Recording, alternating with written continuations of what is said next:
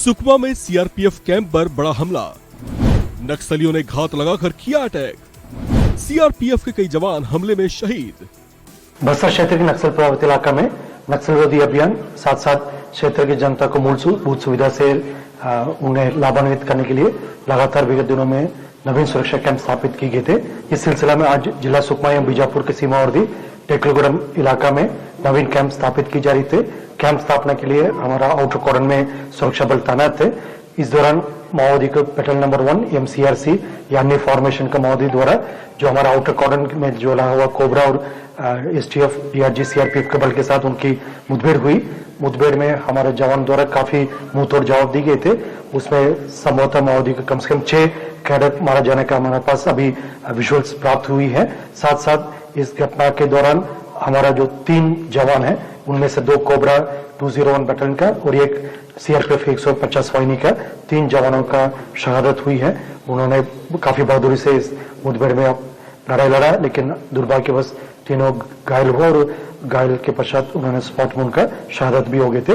अन्य जो 14 हमारा जवान है जिन्हें स्प्लिंटर इंजरी और मामूली चोट आए थे, उन्हें तत्काल अभी हेलीकॉप्टर के माध्यम से इवैक्यूएट करके जयपुर मेडिकल कॉलेज एवं रायपुर में 2 अन्य हॉस्पिटल में उनका इलाज की जा रही है।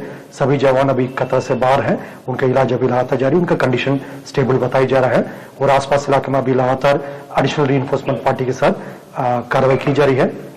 2021 में उसी टेकलगुड़म में तब एक अभियान के लिए हमारा सुरक्षा बल गए थे, उसमें हमको काफी बड़ी क्षति हुई थी। उनमें से हमारा 23 जवान का शहादत भी हुआ और हमारा इरादा है उन इलाका में जो माओवादी का एक मजबूत गढ़ माना जाता है, उन इलाका में हम नियमित रूप से उपस्थित रहकर क्षेत्र की जनता को माओवादी उनके गतिविधि से मुक्ति दिलाने के साथ साथ विकास कार्य को भी गति देने के उद्देश्य से कैंप स्थापित की जा रही है।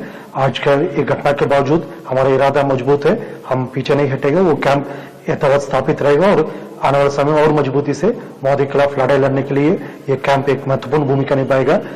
तीनों शहीद जवान को हम नमन करते हैं, उन्होंने काफी बहादुरी से इस लड़ाई लड़ा है। जनता के हित में जो हमारा सभी कैंप स्थापित की जा रही है उसमें हमारा पूर्व में भी काफी नुकसान हुआ, लेकिन आज जो घटनाक्रम हुआ उसमें हमारा सभी जवान ने काफी बहादुरी से लड़ाई लड़ा है और हम उनके ऊपर गर्व है। उन तीनों जवानों की शहादत को हम नमन करते हुए उनकी बलिदान को व्यर्थ नहीं होने देगा। उनकी बलिदान को सम्मान करने के उद्देश्य से ये कैंप और मजबूती से स्थापित रहेगा और आने वाले समय में और मजबूती से हम आगे कार्रवाई करेगा। सर, आज के पर्सपेक्टिव में अगर देखा जाए तो नहीं, देखिए जैसा जिस इलाके में हम अभी आगे प्रवेश कर रहा है, जैसा माओवादी का एक मजबूत गढ़ जो माना जाता है और इसके पूर्व में भी जैसा मिनपा में भी वर्ष 2020 में घटना हुआ है, उसके बाद फिर हम मिनपा में भी कैंप स्थापित करके आज की डेट में मिनपा में एक सामान्य वातावरण निर्मित करने के लिए हम काफी हद तक आगे बढ़ गए थे। और जैसे माओवादी का टेकलगुड़म हो यानी जो भी उनके स्ट्रॉन्ग इलाका है उनमें हमारा इरादा मतलब उसको उनकी कब्जे में नहीं रहने देगा। उसमें भले हमको काफी मजबूती से लड़ाई लड़ना पड़ेगा, उसी तैयारी के साथ ही गई, लेकिन लड़ाई में हमारे जवान का भी बहादुरी से लड़ने के बावजूद भी शहादत हुआ। क्योंकि क्षेत्र ऐसी है, उनकी काफी मजबूत गढ़ माना जाता है माओवादी का। हम की पूरा तैयारी के साथ गए थे, लेकिन उसके बाद इस बार शहादत होने के बावजूद भी हम पीछे नहीं हटे हैं। अभी भी हमारा वरिष्ठ अधिकारी से लेकर सभी जवान मोर्चा में तैनात होकर अभी लड़ाई को लड़ रहा है और आने वाले समय और हमारा जो मोर्चाबंदी और मजबूत होगा और इस इलाके से हम पीछे नहीं हटेगा, क्षेत्र की जनता के सहयोग से और आगे मजबूती से जाएगा।